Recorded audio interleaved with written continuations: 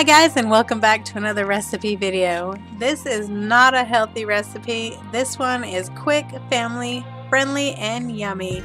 And all you're going to need is 1/3 cup of nutritional yeast, a teaspoon of each onion and garlic powder with a dash of black pepper, 1/2 of a diced yellow onion, packet of taco seasoning. I'm using Kroger reduced sodium, half of a bag of Boca veggie grounds, 16 ounces of rotini pasta, 1 can of diced tomatoes. I'm using like an Italian herb, and I'm using 3 cups of my homemade vegetable stock that I made in my Instapot. Recipe is available on my channel. To get started, we're going to water saute our onions until they are translucent and soft. This should take just a couple of minutes.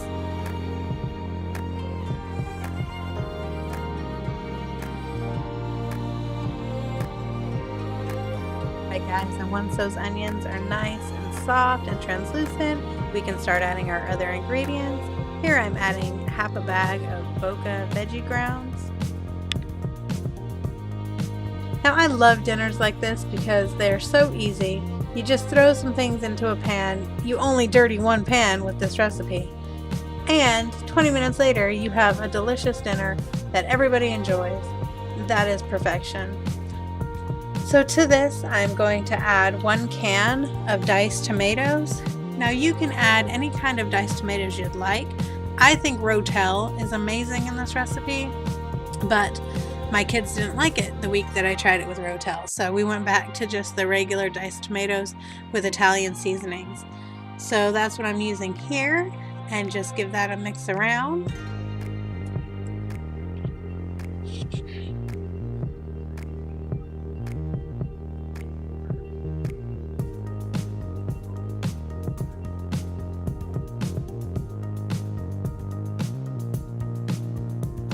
And to this, we're going to add our taco seasoning. Now this is Kroger brand, and it's one of the few that I found that doesn't have dairy listed as an ingredient. So though I know it is not the best thing to be consuming, it is better than some of the alternatives. I do buy the reduced sodium.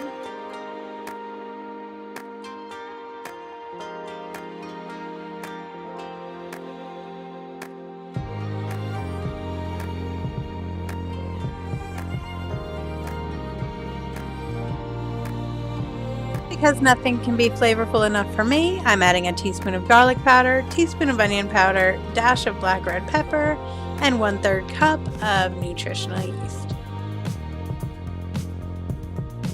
I'm just keeping this pan on medium heat while I'm adding all of these ingredients.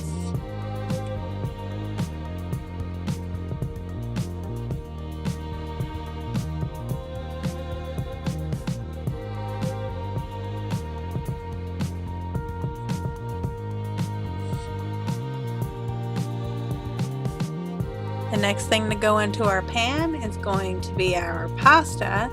Now you can use any shaped pasta that you would like.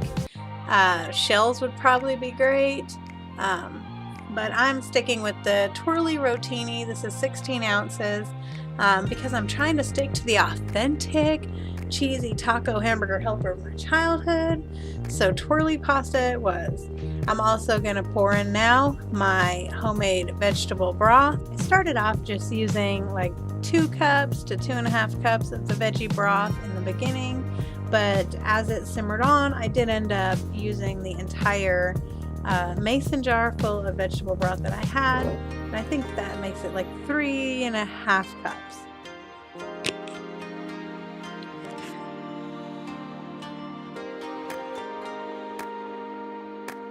Once you get that broth in the pan, you just need to throw a top on it and let that simmer away for anywhere between 15 to 20 minutes, I'd say, checking on it every 5 minutes.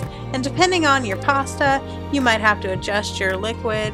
I had to, like I said, add the rest of my mason jar full of broth, but then it turned out perfect. So this is after about 15 to 20 minutes. And the pasta is done.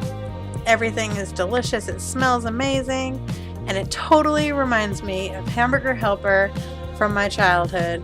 It is crazy the memories this brought back. But it was missing something. A secret ingredient. Yes. What is that you say? Liquid gold.